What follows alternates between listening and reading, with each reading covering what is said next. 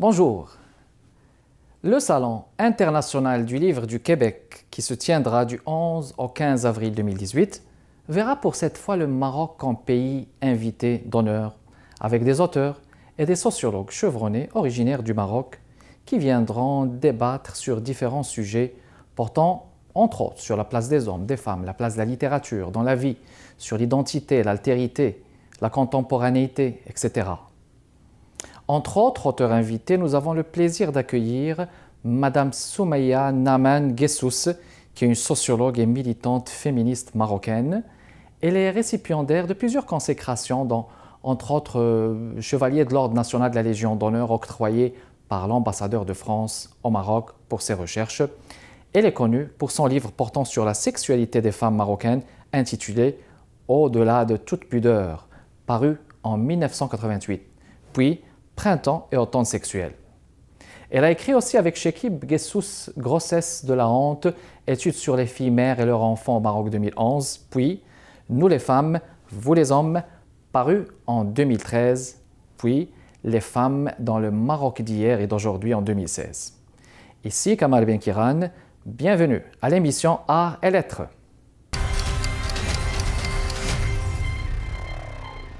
Madame Soumaïa, bonjour. Bonjour.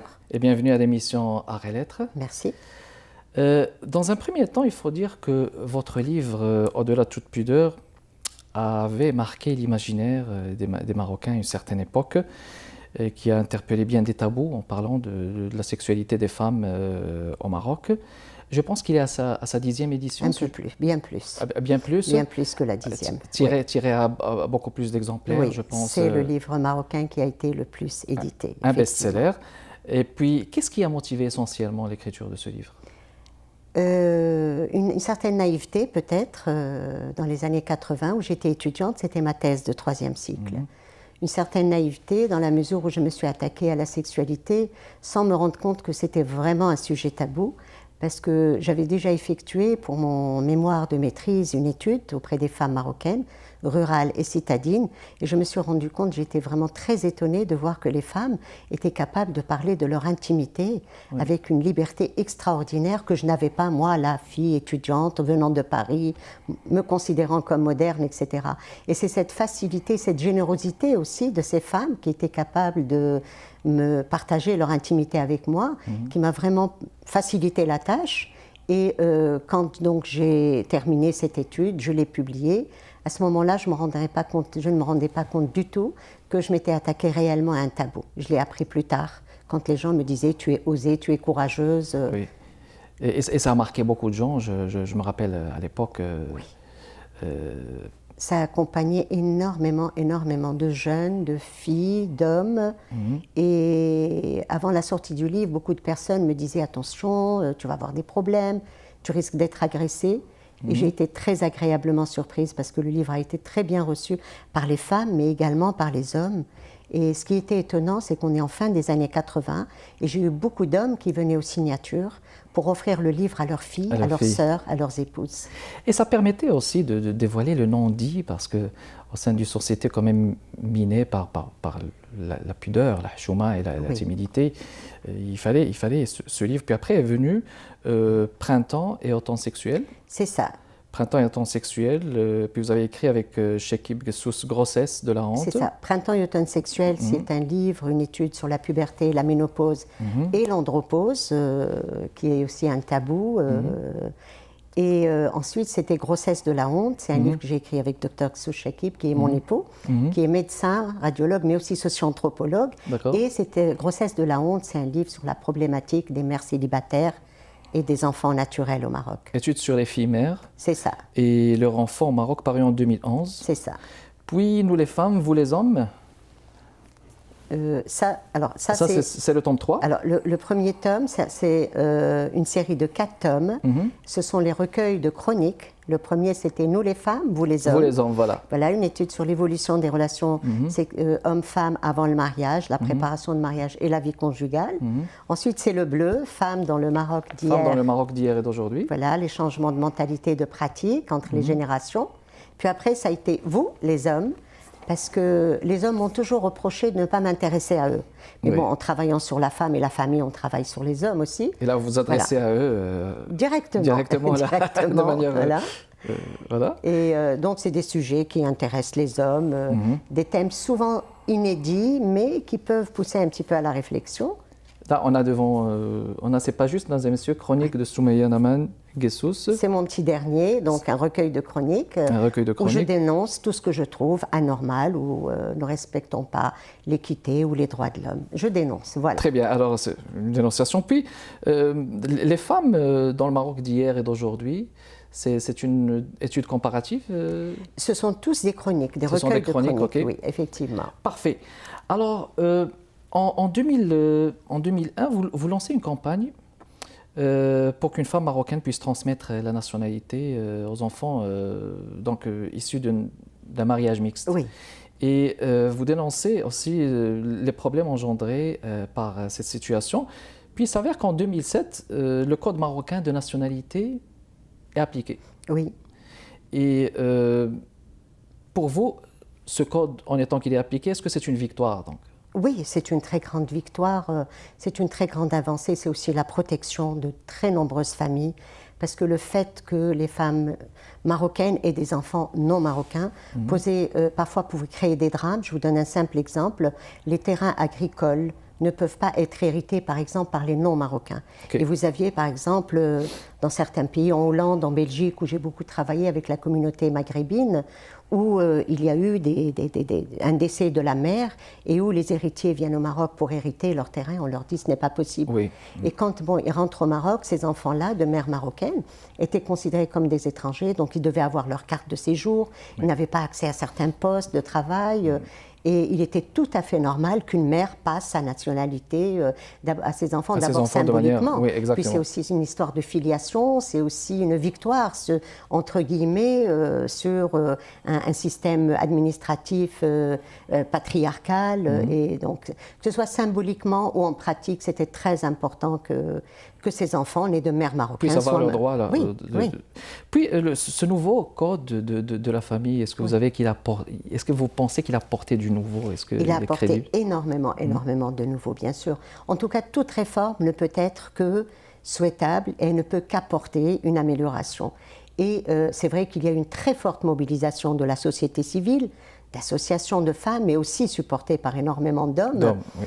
Et il était tout à fait normal. Le Maroc a connu des avancées extraordinaires depuis les années 60 à ce jour, et nous étions encore régis par un code qui était complètement désuet. Et donc il fallait rééquilibrer, réadapter les lois en fonction des nouveaux profils des femmes. Exactement. Et en fonction de tout le travail que font les femmes en tant qu'élément économique, en tant que mère, en tant qu'élément économique, en tant que participante à la société civile, au mouvement politique, etc. Et ce code-là ramène, c'est sûr, beaucoup plus de protection pour la femme. Et il me semble que le plus important, c'était qu'avant la réforme, le couple était placé sous la responsabilité de l'homme. Et là, avec cette réforme, le couple est placé sous la responsabilité de l'homme et de la femme, ce qui paraît tout à fait adéquat. Alors, on va faire une pause, mesdames et messieurs, et on vous revient dans les prochaines minutes. Restez avec nous. De retour avec vous, mesdames et messieurs, toujours dans le cadre de l'émission Art et Lettres avec notre invitée Soumeya Naman Guessous. Alors, dans la situation de la société marocaine contemporaine et d'après vos recherches, est-ce que vous pensez que les Marocains et les Marocaines ont modifié leurs mœurs, leur vie sexuelle en général? Oui, inévitablement, ne serait-ce que parce que la population est très jeune, ne serait-ce que parce que l'âge du mariage a considérablement augmenté. Avant, l'éducation sexuelle des jeunes était canalisée par le mariage. Les filles étaient mariées à peu près à la puberté, les garçons vers 17-18 ans.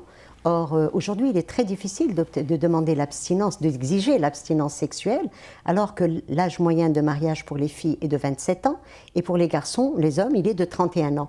Donc ça fait quand même une longue durée, oui. tout en sachant que le célibat prolongé s'inscrit aujourd'hui pratiquement dans un phénomène dans la société. Oui. Et donc, il est sûr que malgré l'interdit, malgré la pression de la société, la sexualité s'exerce de plus en plus. Alors, il faudrait quand même qu'on fasse une distinction. Est-ce qu'on parle de sexualité des hommes ou celle des femmes? Parce que si l'islam a interdit la sexualité en dehors du cadre du mariage, et pour les hommes et pour les femmes, la société, vous le savez, on a décidé autrement. Oui. Les hommes ont toute la liberté d'avoir un exercice sexuel, surtout que leur valeur, célibataire ou marié, c'est d'abord la virilité. Et d'un autre côté, la valeur des filles, c'est la virginité. Oui. Mais il est impossible aujourd'hui de continuer à exiger cette abstinence et la sexualité s'exerce de plus en plus. Nous n'avons pas de chiffres, parce que si les hommes se vantent de leur exercice sexuel, les femmes ne s'en vantent pas, dans une société qui continue encore à voir la valeur d'une fille au mariage d'une mariée dans sa virginité. Oui. Mais ce qui est certain, c'est que de plus en plus et massivement de jeunes filles dépassent cet interdit sexuel. Bon, elles le font en cachette. Dans un désir d'émancipation discret. D'un désir d'émancipation, un appel du corps aussi. Et aussi dans des rêves nouveaux de jeunes. Oui. Aujourd'hui, les jeunes rêvent d'amour, ils rêvent de partout. Vous savez, l'amour est sublimé à travers les médias, à travers les réseaux sociaux, les films, etc. Et il y a d'abord l'appel du corps qu'on ne peut pas contrôler ni contester. Le désir, tout simplement. Voilà. Et puis, il y a toute cette ambiance érotique dans laquelle vivent ces jeunes, l'accès à Internet qui ouvre toutes les portes aux fantasmes et qui fait que de plus en plus donc, de jeunes filles vont vivre des relations amoureuses et vont avoir, elles peuvent être platoniques, mais elles peuvent également outrepasser les interdits et aller vers un exercice sexuel de plus en plus courant, en tout libéré. Toujours dans le contexte de la société marocaine contemporaine, comme vous venez de dire, il y a cet accès vers la modernité, mais il subsiste des crispations aussi, il subsiste cette société, je veux dire, paternaliste, où l'homme veut toujours rester le dominant par son référentiel. Et là, j'ai en mémoire une polémique dernièrement d'un fki. Je pense que vous en connaissez plus, si vous pouvez nous en parler. Effectivement. Mais écoutez, qu'il y ait ces nœuds, c'est tout à fait normal. Notre société a connu des mutations sociales très, très, très rapides. Et en l'espace finalement de 60 ans, il y a eu des mutations très rapides qui ont complètement bouleversé les pratiques, les mentalités. Et même si nous avons une population qui est très jeune, la majorité écrasante de la population est âgée de moins de 40 ans, il résiste quand même une sorte il y a une résistance de la part des anciens, ce qui est tout à fait normal, des ultra-conservateurs. Et ce qui est intéressant, c'est qu'aujourd'hui, il y a une dynamique extraordinaire qui fait que les choses avancent très rapidement grâce à ces jeunes qui ont envie de rompre avec le modèle ancien. Le conservatisme. Cette rigidité, voilà, au niveau du conservatisme. Et donc, voilà, il y a comme ça des personnes qui sont très attachées à une pseudo-religion, parce que ce n'est pas toujours les valeurs de la religion, malheureusement. Et là, effectivement, ce dont vous parlez, c'est un frère à la radio qui a annoncé quelque chose qui était complètement aberrante, à savoir que l'utérus donne un code à la femme lorsqu'elle a un premier rapport sexuel. Et si elle diversifie les relations, les rapports sexuels, l'utérus ne reconnaissant pas ce code, il va provoquer le cancer du col de l'utérus ou de l'utérus. Voilà. Ah, mais c'est complètement schizophrène, ça. Oui, c'est du délire, tout simplement. Et donc, voilà, j'ai écrit une lettre ouverte que j'ai adressée à plusieurs ministres. Les réseaux sociaux aidant aujourd'hui, il y a eu vraiment toute une levée de boucliers de part et d'autre, mais disons que il y a eu plus s'il vous plaît, si vous voulez, comment je peux dire, de réactions de personnes qui étaient offensées, dans la mesure où on se disant, bon, laissant la science et la médecine aux spécialistes, restons rationnels, voilà, restons rationnels et laissant au discours religieux ce qu'ils devraient nous donner, à savoir encadrer les musulmans et donner les valeurs, et non pas aller à inventer des choses. Et ce qui était horrible dans cette histoire, c'est que le cancer de l'utérus était présenté comme une punition divine. Et ça, c'est quelque chose qui touche profondément la dignité de l'être humain, les droits de l'homme. Et c'est pour ça, donc. Mais ce qui est intéressant dans ce Maroc qui bouge, c'est que la haute autorité, l'AAK, qui contrôle donc l'audiovisuel, a fait son travail et a sanctionné donc cette chaîne de radio. Heureusement. Ça, c'est le nouveau Maroc, voilà. Ça, c'est le nouveau Maroc. Alors, mais justement, dans cette perception aussi, que les gens peuvent avoir sur nous. Et de votre point de vue de sociologue, Madame Guessous, est-ce que vous pensez que maintenant les Marocains et les Marocaines sont intolérants en général quand on entend ce genre d'histoire? Est-ce que vous pensez que ce préjugé que pourraient avoir, par exemple, les Occidentaux qui viennent au Maroc, est-ce que vous pensez que c'est crédible, surtout quand on connaît le Maroc comme pays arabo-musulman, est un pays quand même ouvert avec des brassages culturels et un pays quand même ouvert à la diversité. On est un pays méditerranéen, on est un pays nord-africain. Pensez-vous que les Marocains sont racistes et intolérants? Il faudrait 4 ou 5 émissions pour répondre à votre question. Vous savez, moi, sans fanatisme aucun, je trouve que le peuple marocain est un peuple très ouvert. Il peut être très tolérant, mais il peut être aussi très intolérant par moments. Oui. Quand ça touche, par exemple, certains éléments de la religion. C'est très difficile d'analyser. En même temps, on a un peuple qui est ouvert, qui est accueillant, un peuple qui est hospitalier, chaleureux.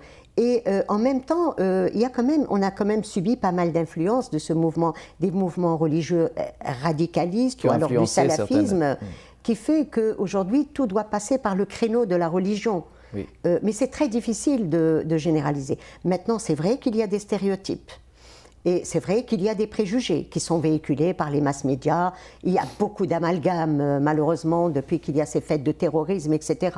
Beaucoup d'amalgames qui font que peut-être aujourd'hui, certains Occidentaux qui ne connaissent pas le Maroc pensent que nous sommes un pays fermé hermétiquement, que nous sommes tous des intégristes, etc.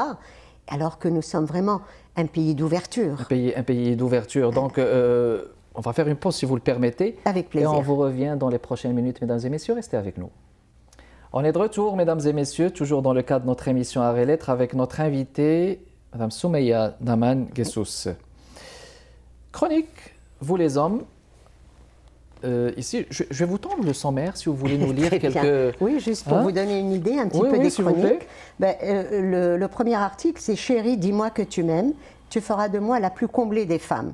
Les femmes marocaines se plaignent de ce que les hommes n'expriment pas assez l'amour. » Ensuite, de la drague au harcèlement sexuel. Nous savons que dans notre société, la drague est très très répandue.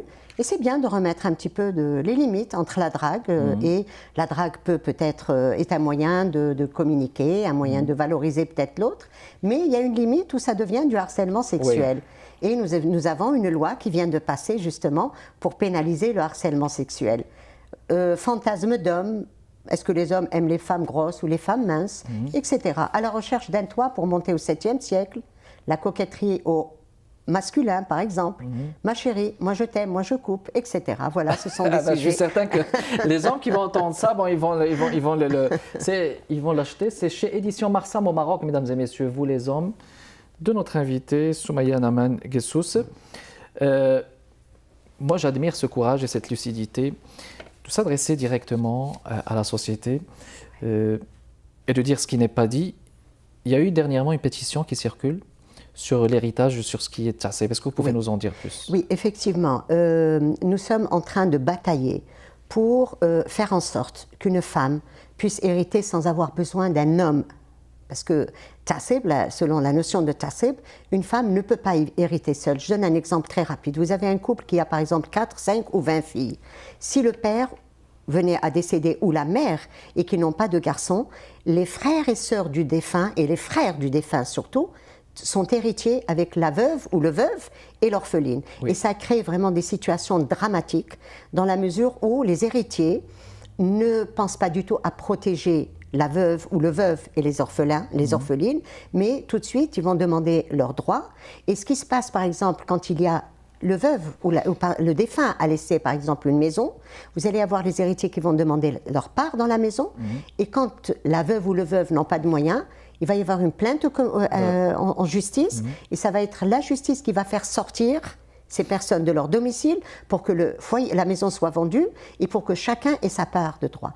Or, cette notion de tassib ne vient pas dans le Coran et nous demandons donc une égalité au niveau du système successoral, ce qui est tout à fait normal parce que le contexte a beaucoup changé. Les femmes aujourd'hui sont elles-mêmes pourvoyeurs de foyers. Parfois, elles sont une femme, un foyer sur 5 au Maroc est pourvu exclusivement par des femmes, ce qui fait 5 millions de Marocains qui vivent exclusivement par l'apport financier des femmes. Le profil des femmes a changé. Nous n'avons plus besoin aujourd'hui d'avoir un homme qui héritent avec nous pour pouvoir s'occuper de nos biens ou de notre protection. D'un homme qui est vu comme un médiateur, parce que comme si la recevabilité devrait être nulle à ce moment-là pour que la femme, à ce moment-là, puisse avoir le droit ou bien de divorcer ou bien d'avoir de l'héritage, son héritage. Oui, c'est ça. En fait, on pouvait comprendre ça au 7e siècle. Oui. Ça pouvait être compris. Une femme ne pouvait pas aller s'occuper elle-même. Quoique la femme, la première épouse du prophète, Sayyidah Khadija, était une femme d'affaires. Ça, on l'oublie très souvent. Mais aujourd'hui, on ne voit plus du tout l'utilité de coller à une femme héritière un homme pour qu'il s'occupe. D'autant que les familles, nous sommes dans nucléarisation des familles. D'autant que les frères, les oncles ne s'occupent plus des nièces et des sœurs. Aujourd'hui, chacun s'occupe de lui-même. Je veux dire, on n'a plus besoin de ses tuteurs, parce que même quand vous avez un frère, il peine à peine à s'occuper de sa propre famille, je veux dire. Donc c'est le contexte complètement qui a changé. On demande aujourd'hui, à l'instar de ce qui a été fait par exemple en Tunisie, à l'instar de ce qui a été fait en Irak, que ce soit appliqué, puisqu'il n'y a pas d'obstacle, ce n'est pas le Coran. Nous sommes dans le fiqh. Oui. Donc il y a une pétition qui circule, la société civile monte au créneau et moi je reste très optimiste. Parfait. Le Maroc est invité d'honneur au Salon international du livre du Québec du 11 au 15 avril. Oui. Vous faites partie des invités. De quoi vous allez parler? De quoi vous allez intervenir? Quels sont les débats qui sont prévus à ce moment-là? Je vais parler de mes écrits. Certainement, je serai amenée à parler de l'évolution de la société, de son impact sur les relations hommes-femmes, de l'avancement des lois, et nous parlerons de francophonie. Voilà. Je suis un auteur francophone. Oui. Voilà, je suis un auteur francophone, donc je serai amenée à parler de l'utilisation de la langue française, ce que ça m'a apporté ou pas. Mais en tout cas, ça m'a apporté beaucoup. Et ce qui est sûr et certain, je le dis très rapidement, c'est que travaillant sur des sujets qui ont été considérés comme chouma, comme honteux, etc., je me suis très souvent cachée derrière la langue française pour exprimer ce que je ne peux pas exprimer déjà en arabe dialectal. En arabe dialectal. C'est la première fois que vous venez au Québec, Madame Guessous? Non. Oui. Mes filles ont fait leurs études à Montréal. Et donc, vous savez, le cordon ombilical n'est jamais coupé entre mère et fille. Donc, il se prolonge. Et voilà, il se prolonge là, oui. Alors, est-ce qu'il y a, je veux dire, quels sont les autres thèmes que vous n'avez pas encore abordés dans vos recherches? Oui, actuellement, je m'apprête à sortir un livre pour briser un tabou. Ce livre, je le sors avec mon mari, sur le viol conjugal au Maroc. Okay. Puisque le viol conjugal existe, mais il y a vraiment un déni. Ça relève au Maroc, ça relève de l'impensé. Et la loi ne pénalise pas, elle pénalise la violence au sein conjugale, si vous voulez. Et on s'attendait à ce que cette nouvelle loi, justement, inclut le viol conjugal, mais ça n'a pas été inclus. Donc moi, je sors avec mon mari cet ouvrage pour sensibiliser, demander à ce que ce soit pénalisé. Et j'ai envie de travailler, j'ai commencé un travail sur l'addiction à Internet, aux réseaux sociaux, l'utilisation, voilà, de... C'est devenu une vraie problématique, surtout pour la génération montante aussi. Oui, à travers le monde, pas seulement au Maroc, c'est universel, sauf qu'il n'y a pas encore eu il n'y a pas eu d'études approfondies sur la question, tout ce qui est addiction, etc. Madame Guessous, merci beaucoup d'être passée nous voir chez ICI Télévision, émission Arts et Lettres. Et je vous souhaite un bon séjour aussi. Merci beaucoup, ce fut un plaisir. Merci. C'était tout le temps qu'on avait pour cet épisode d'émission Arts et Lettres, mesdames et messieurs. Merci beaucoup de votre fidélité. Kamal Benkiran avec vous. Portez-vous bien. Et à la prochaine.